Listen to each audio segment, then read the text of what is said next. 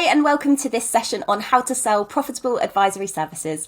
I'm Zoe Whitman. I'm joined by Jo Wood. Hi, Jo. How are you? Hi Zoe, yeah, I'm great. I'm really looking forward to this session today. Amazing, me too. Well, look, we'd love to answer your questions, and there's going to be a Q&A at the end of the session. So as we go through, please pop your questions in the chat and we'll make sure that we answer them at the end. So what we're going to do today is we're going to talk to you about why advisory actually starts with getting the bookkeeping right. We're going to talk to you about how you can identify which of your clients are right for advisory, how you position advisory to them, including your smallest clients. We'll talk about how onboarding is an important part of the process and actually how you can start a conversation about advisory right from your discovery call. And then we're going to go on to what you can actually charge for this, because I think this is probably the big question that people have. So just to give you a little bit of an introduction, I'm Zoe Whitman. I'm an accountant by training. I work with lots of bookkeepers who are starting and growing their practices. I've run a practice myself. I've also worked in practice. So I hopefully have a lot of experience of how we add these services into our businesses. Jo, you run your own practice as well, don't you? Yes, I do. I run Jo Wood Virtual FD, which is a family-based business, digital, virtual, working from home. And we started this practice in April 2019. But I've been in the industry for over 20 years. And me and Zoe have the Bookkeepers podcast together and the Six Figure Bookkeepers Club. Yeah, and we love to have really interactive sessions. So again, please do drop your questions as we go through. Okay, so let's start with why this starts with bookkeeping. As we're in the bookkeeping world, we're of course going to come back to this, but we think it's really, really important to get the bookkeeping right. This is where it all starts. And you might know this term, garbage in, garbage out. And, you know, you might have come across those kind of clients who come into the office in the days when we could go into the office and they've got a bag full of receipts or boxes. Like, God, I've had so many boxes in my time, Jo. And you wonder, how on earth am I ever going to get these people to be buying advisory services from me?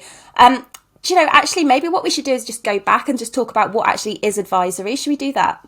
Yeah, absolutely. And I think everyone kind of overcomplicates advisory. And yes, there are some things that you can do that are, more technical. So things like management account services and cash flow forecasting and variance analysis. And that is all part of an advisory package and can be. But also it's just things like letting your clients know that they're going to hit the VAT threshold, letting them know how much their tax bill is going to be and how much they need to be saving on a monthly basis, and how much maybe they're spending money on these members of staff, but they're not really giving them the return they should be, and just pointing that out to them and saying, maybe you need to have targets for your members of staff. Have you thought about that? So it's just basically being an ally in business, a confidant, someone that they can brainstorm with. All of those things are advisory services. And I think sometimes we overcomplicate it, and actually it just all really starts with having conversations, really. It does. And going back to that person coming into your office with their bag of receipts, how is that person, if they leave that to the end of January, how is that person ever going to understand anything about their business to be able to make any kind of decisions? And that's how we can support them. Bookkeeping is where we can start to train our clients. If we can focus on getting this right, then everything else can fall into place. But it can also be a really good opportunity to strengthen the bonds that we have with our clients, because we're keeping in touch with them more regularly, more consistently. We're communicating. They get to know who we are, and they start to see, oh, actually, this person could be really useful to have on side as I grow my business. Absolutely. And that bond is really, really important, and it shouldn't be underestimated. Those relationships mean that, your clients become your sales force for you. They start, telling other people that I've got a fantastic bookkeeper, I've got a fantastic accountant. They're there for me and they're helping me grow my business. And, who wouldn't want that when you're starting out?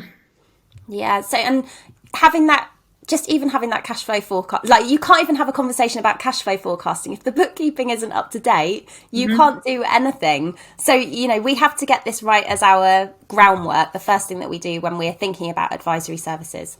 Okay, so let's think about which of our clients actually could be right for advisory. And I think we maybe need to think about ourselves here, don't we? Absolutely. I mean, think about when you started your practice. What did you want to achieve in your business? And did you have monetary goals? Usually we do. We maybe have a target because we're trying to replace our employed income. And we also know that we need to pay tax and national insurance and things because we're in that industry. We do know this stuff. So we need to be aware of our own numbers. And when we start out in business, we want to know what our numbers are. We want to know what our sales are. We want to track them. We want to know if we're near the targets that we've set for ourselves. Can we cover our bills? So what would you want for your business? You would want to know all of this stuff. You'd want some certainty that you've got enough money in the bank to pay staff members, etc. So I think when we start thinking about what we want for our business, we've got to realise that we're a business owner just exactly the same as our clients. So who wouldn't want this service from day one? Absolutely. And it is about starting a conversation. What is going on for you right now? What do you need to know that's going to help you with your business? Because all businesses of every size have challenges. And I think we probably think that advisory is just for the biggest clients. If you've been running a practice, building a practice on compliance work and thinking, right, who are the people who have the budget for me to be able to add on this additional level of service? Okay, those people might well have that money, but they don't know the value of it yet, just like your small clients don't know the value of it yet. So we'll talk about that. But I think all we've got to understand is that every business of every size has some kind of challenge. They've got things going on we've just been through a really difficult couple of years. We've been through a time where some businesses have grown really rapidly because they maybe have been selling something that has been highly in demand. A lot of businesses have had to change the way they work, maybe move online when they haven't done that before, or work out how to create a different way to sell what they do. Other people have started new businesses or have had to scale back or have had to take on debt. And those people are now facing a situation that they haven't seen before. Mm-hmm. These are challenges that we can support business owners with. And that isn't just for large businesses. This is for the smallest businesses as well. So all of your clients will have something going on for them where you're able to support them with advisory. And it's just understanding, starting a conversation, what's going on for you? What are you losing sleep about at the moment? What are your goals? Where do you want to be? Why did you start this? Like, what is your greater goal? What are you trying to serve by having this business in place? Because then we can start conversations about how people can achieve that and how we can support them in achieving it and how we can hold them accountable through advisory services. Because their advisory service, the service you're going to give them, isn't a pack. It isn't a monthly reporting pack that is generic across your client base. It is something which is tailored to them and their particular challenges. That's where we're going to add value through delivering this kind of service. Absolutely. And I'd just say as well on that I've a lot of my clients are in the beauty salon industry, and through COVID times they had no income. There was no sales, but they still needed advisory. So I mean, even a client that's got no turnover still needs advisory because they need that support. They need that help. Where do I find the grants? How do I apply for this? How am I going to get for my, business interruption insurance? They need figures. Everyone needs figures, even when I've got no income. So, yeah, I think it's a case of realising that anyone that's set out in business that actually wants to make money one day will require advisory services along the way. And business owners don't start businesses because they want to do the finances. They start a business because they're passionate about something, or they've seen an opportunity where they can deliver something that people want to buy. We often find business owners get stuck in this operational part of running a business, and they don't think about the part where there needs to be this finance team and this sales team. There are other things that we might see that businesses aren't always great at doing. We might not be great at doing them ourselves. Mm-hmm. And we can help them by filling that gap for the finance team. So we need to understand where it is that we fit into their business to support them with that, because they didn't start their business so that they could be an accountant. They didn't start their business because they love the bookkeeping. And I explain that to my clients a lot of the time as well. I say to them, if you was a big grown-up business, you would be the MD, CEO, and then you'd have a finance department, then you'd have a sales team, and you'd have an operations team, and you would be the head of all of those, but you'd have managers in all those areas, and they would come and report to you on a monthly basis. So what we are offering is that finance department, and I will come and explain to you as the CEO and me as the FD, how everything's working in the business, what's going well, what's not working, where we are with our targets. That's how a grown-up business is. How are you ever going to get to a bigger status and a more profitable status if you're not focusing on the numbers? Oh, I love that. And I think that takes us on really well to, how do we position this to our smallest clients? Because our smallest clients don't always want to be tiny. They want to grow. Even the startup, they've started it up to hit some kind of purpose, and they're going to need some support to be there. We don't think there is a client that's too small to benefit from having advisory services. It's just understanding what they need so that they can grow, and how to deliver that for them at a budget that they can afford. Absolutely. And it can mean all different types of things. And like Zoe said, it doesn't have to be the same standard pack for everybody. And actually, it shouldn't be the same standard pack for everybody.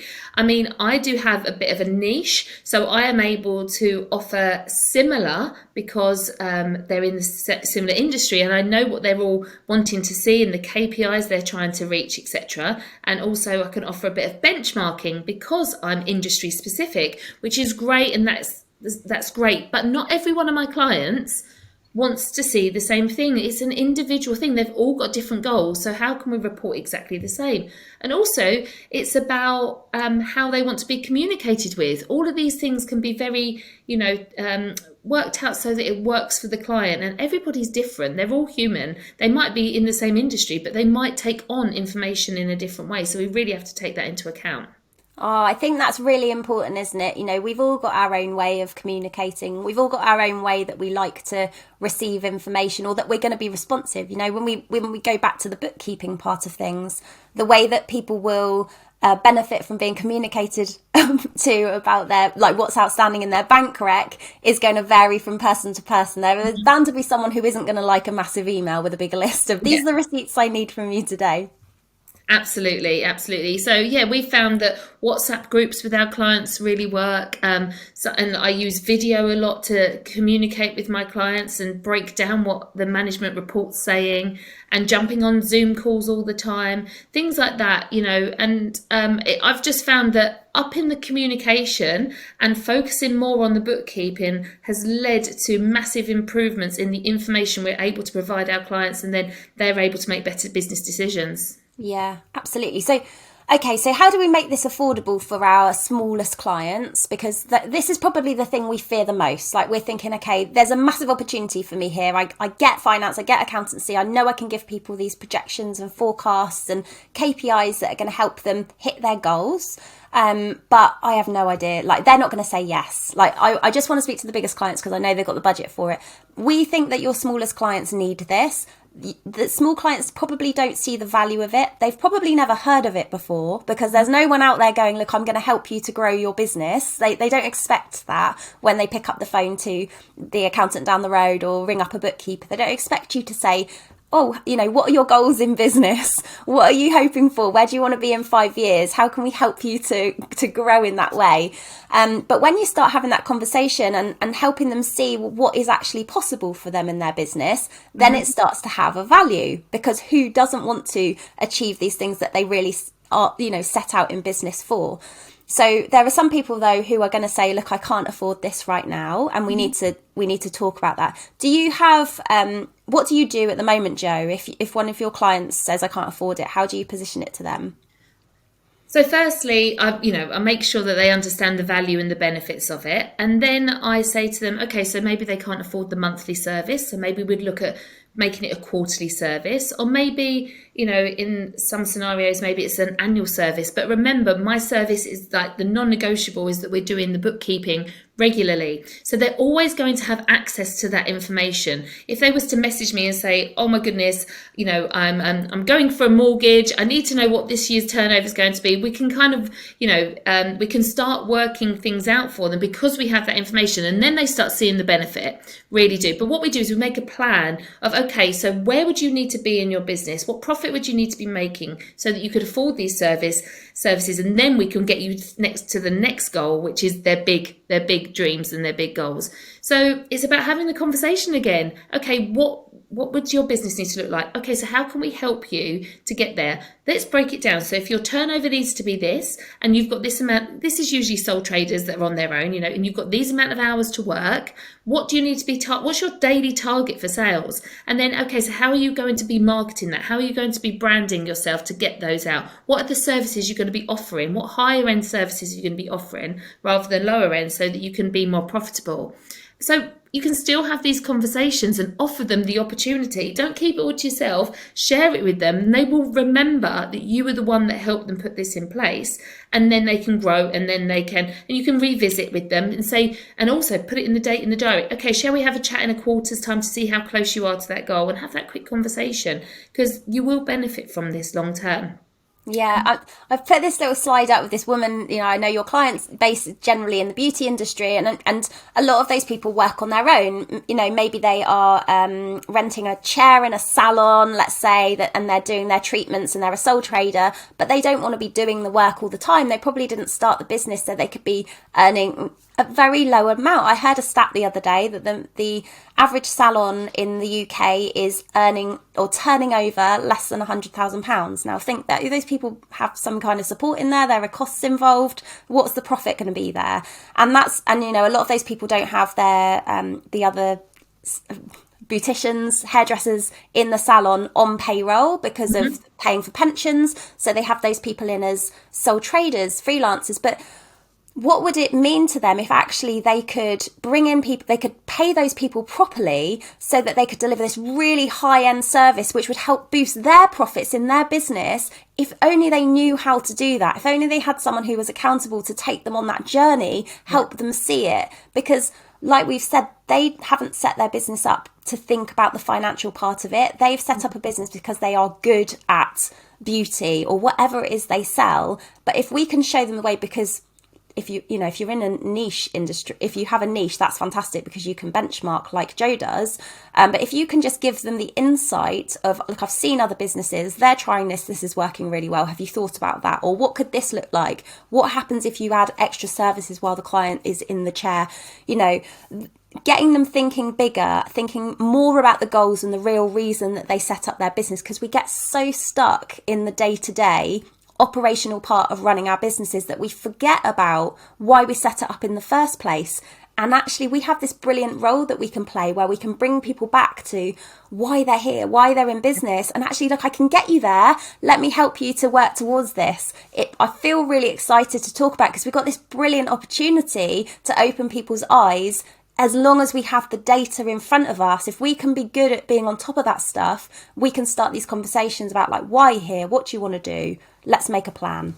And do you know what? Sometimes my advice is about them getting another kind of coach or someone to help them with, I can identify where the issues are in their business. And so then I can help them say, okay, well, it sounds like, you're struggling with upselling these high-end services. And so why don't you go on, and that's the thing, because I'm in a niche, I know the people that can help you to get really good at that. And then if your sales raise, then you can come back to me. The other thing I do though, Zoe, is for the smallest clients, and I have some that are working from their garages or, are mobile, and they really want to get on top of this because it keeps them awake at night. And I hate the fact that they can't afford our bookkeeping, let alone our advisory. So I've set up a membership, and it's £49 a month, and they can come in and they can learn the basics so that they can learn how to look after things themselves. And it's still very much based on working out what their goals are and budgeting for their I'm just teaching them how to do it themselves, to give them some of that ownership and back, because they do really worry, and I'd hate to leave anybody on the table. But obviously they do, then they know that they're in my community. They know they can still ask me for advice, and I'd really like to, and my team help out as well with that, because we know we're nurturing clients for the future. Yes. And actually, well, in terms of nurturing and taking them on this journey, I think this is a great way to weave into talking about onboarding, because we do need to bring people into our business and sort of nurture them and teach them our way of doing things. And we think that onboarding and getting on top of the bookkeeping is the fundamental part of being able to offer your advisory services. So we've set out here this is the kind of journey you go on with your clients, isn't it, when you bring them into the business? How do you talk me through this? What happens for a new client when they start working with you? Okay, so with the new client, as soon as they have signed their proposal, they get an email to book them in for their first onboarding call. But they already understand lots of this already. They know the journey is going to be intense, and we really focus a lot of time and effort on the onboarding process. My onboarding process, though, I think has like 50 odd different points to it in the checklist that we have, and it is very systemized, and everybody goes on the same journey for the onboarding.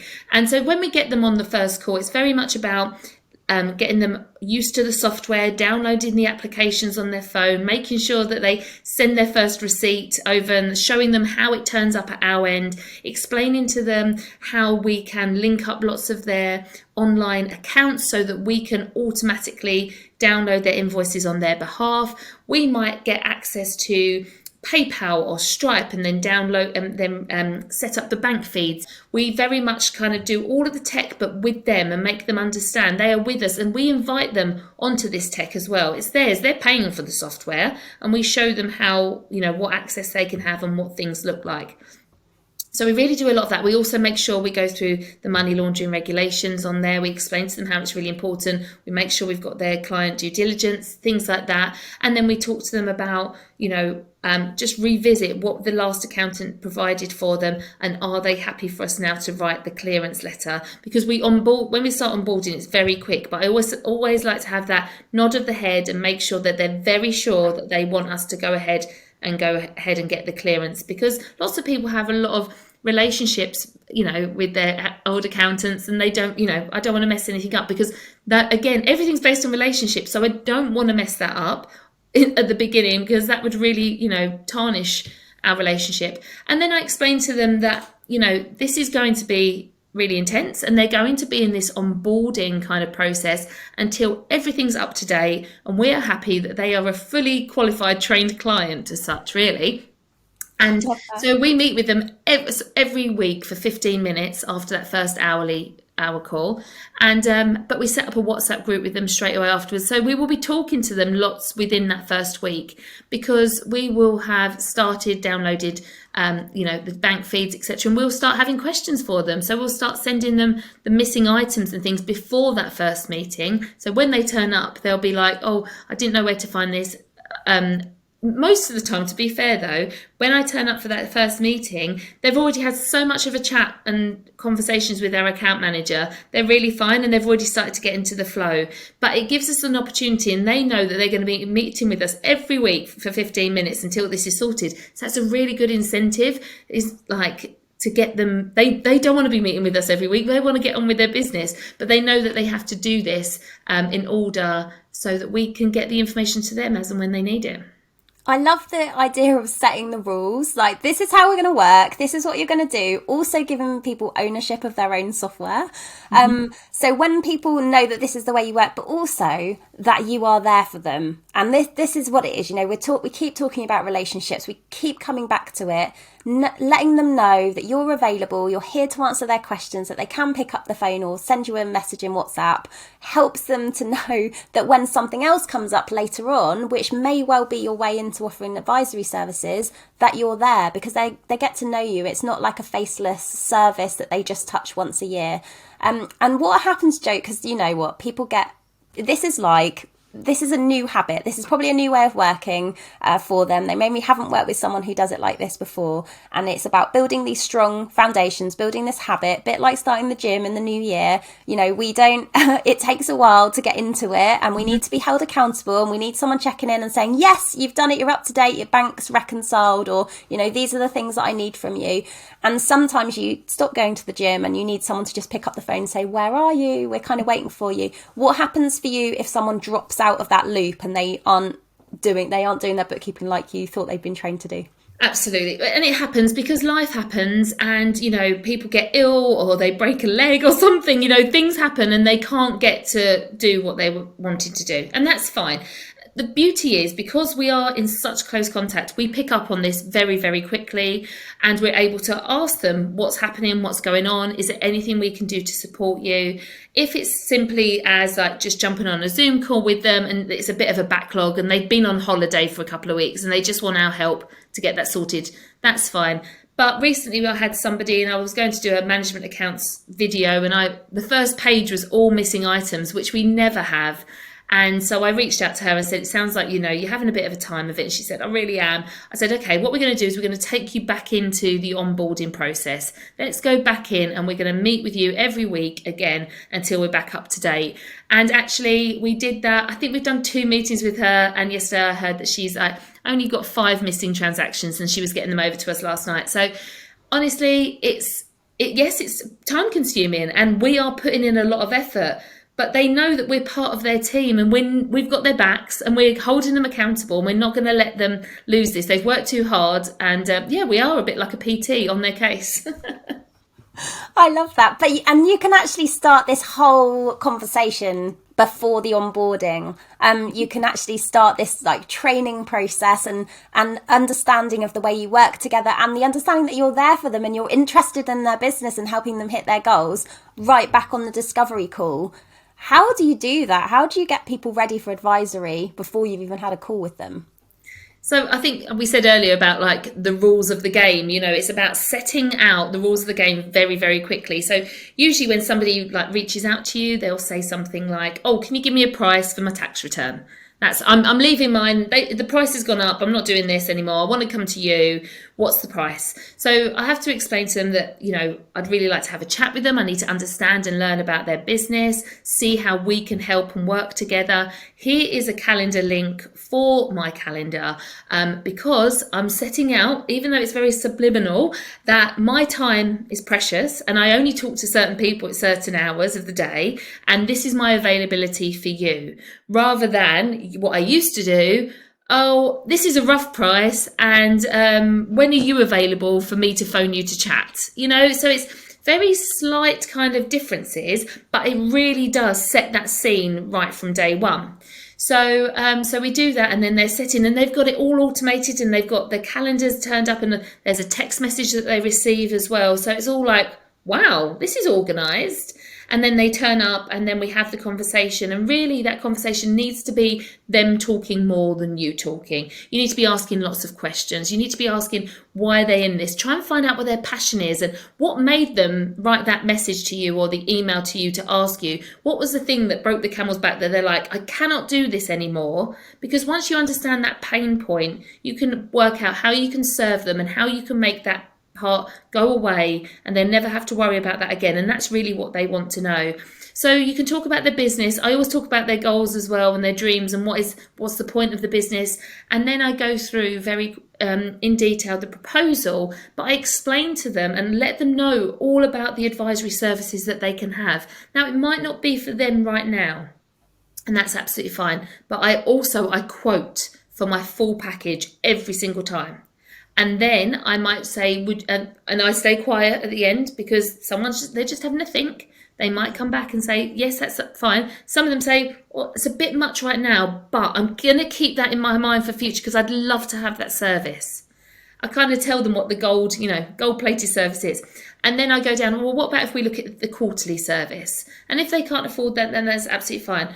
All my clients as well that are actually paying for bookkeeper service get access to my membership as well. So they still get access to that training so that they can get some ownership of their records as well. So it really is about setting the scene from day one and providing them with a proposal instantaneously as well, because we're not in competition with the accountant down the road or the bookkeeper down the road. We're in competition with businesses like Amazon and Deliveroo and Netflix. Everything is instant. If you want something, you have it instantly, and gone are the days where we can take a week to send a proposal.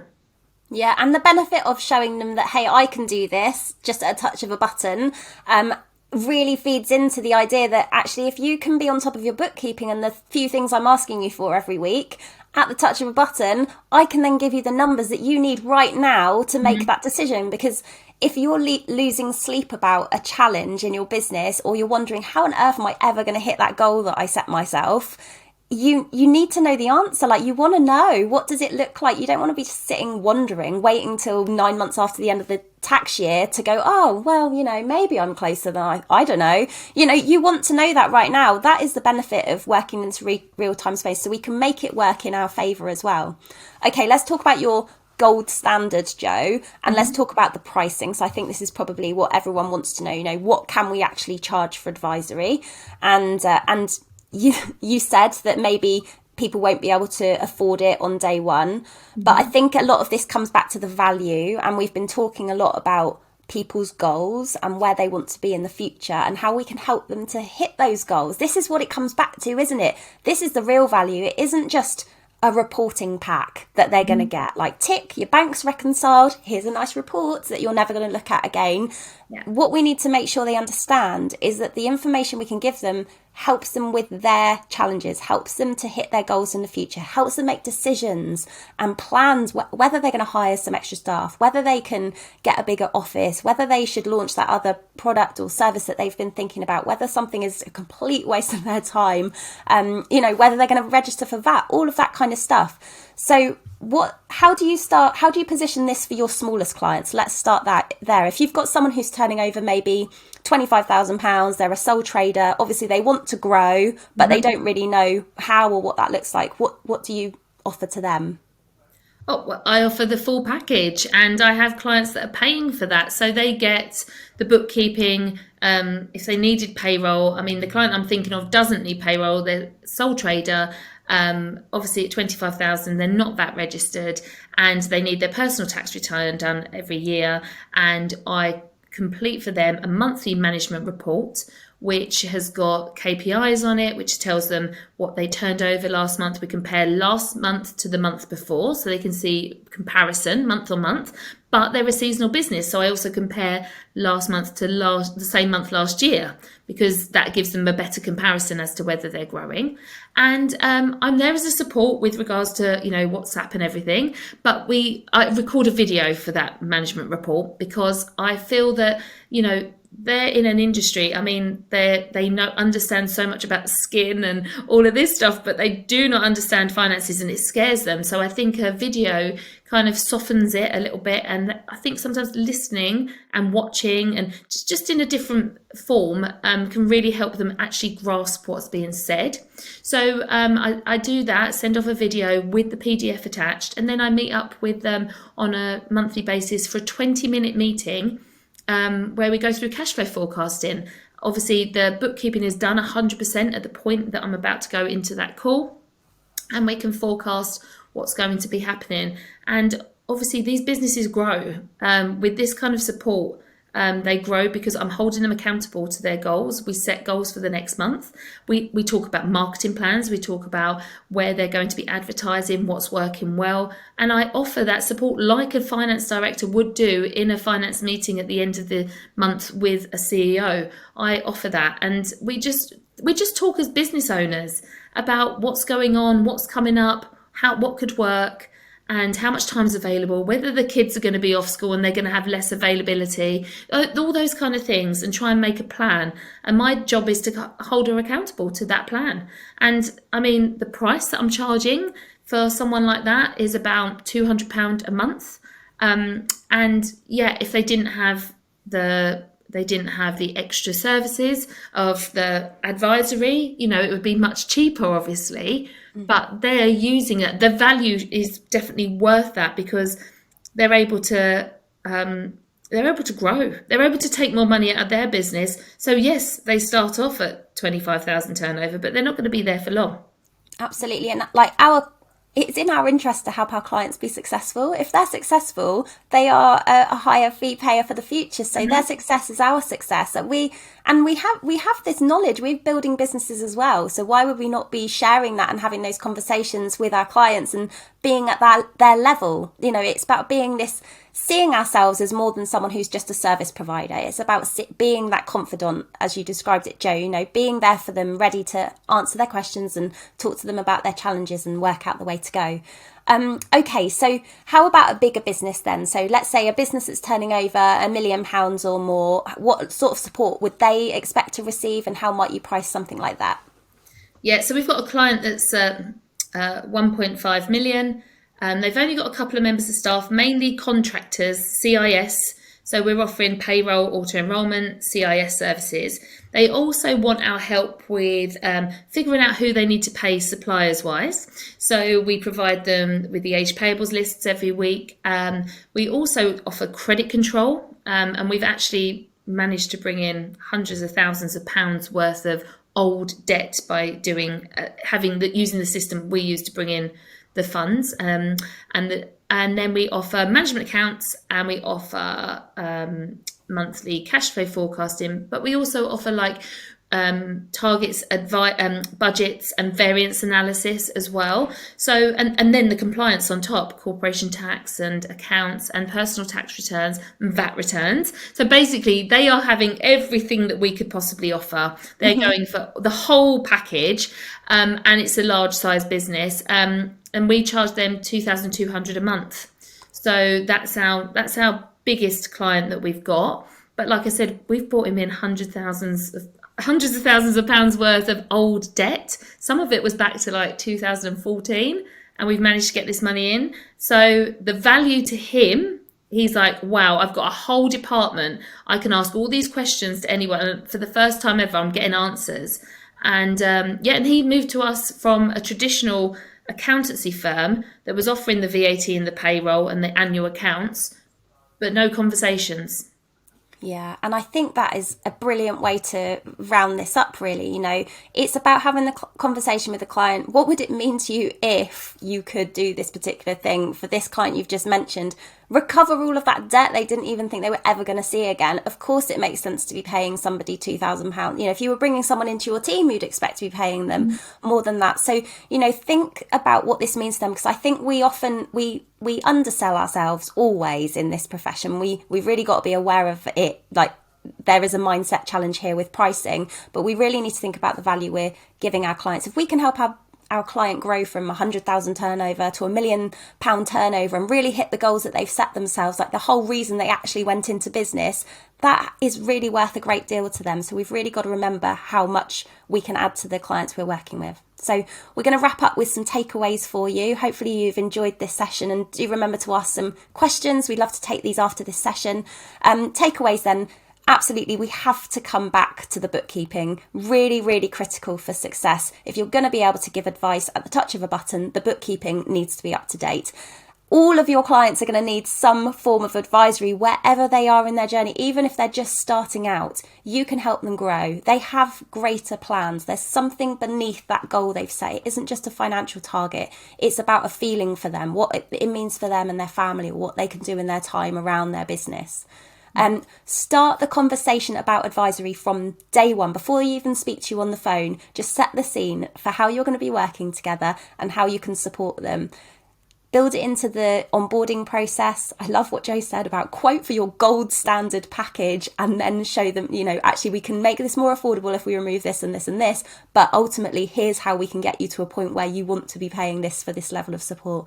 And design the packages that are the right fit for your ideal client.